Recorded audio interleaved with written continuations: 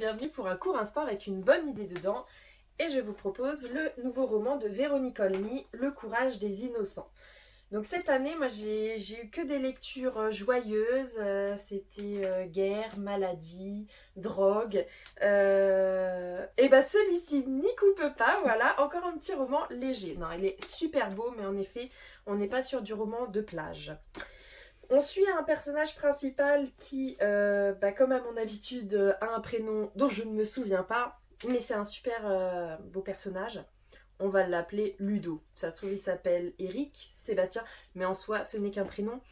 Enfin, continuons sur l'histoire. Ce personnage principal, il a 20 ans et il vient d'apprendre que son petit frère a été placé à l'assistance puisque son beau-père aurait été violent avec lui, et il va tout faire pour retrouver ce petit frère, s'en occuper. Et il intègre le centre où est placé ce petit frère. Il va découvrir en fait tous ces enfants placés, la place qu'il n'y a pas pour les accueillir et pour les protéger. Ça, c'est la première partie du roman. Donc on découvre un peu comment ça se passe en France. C'est assez impressionnant. Et puis la deuxième partie, on retrouve notre héros qui a un prénom, mais je ne vous dirai pas lequel, il faudra le lire pour le savoir.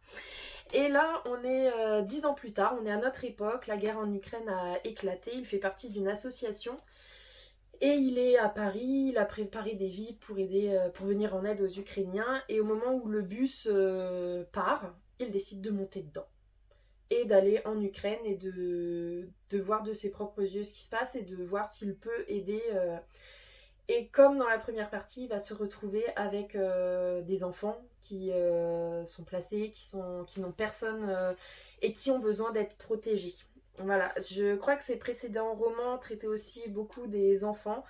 C'est, je pense, un sujet qui lui tient beaucoup à cœur, et c'est bien aussi de rappeler, voilà, que les enfants, il faut les protéger, il faut en prendre soin, que voilà, c'est notre grande richesse, et que voilà, il y en a beaucoup qui souffrent, qu'il ne faut pas les oublier, qu'il faut les aider. Et déjà en lisant ce livre, je pense qu'on en aide beaucoup aussi.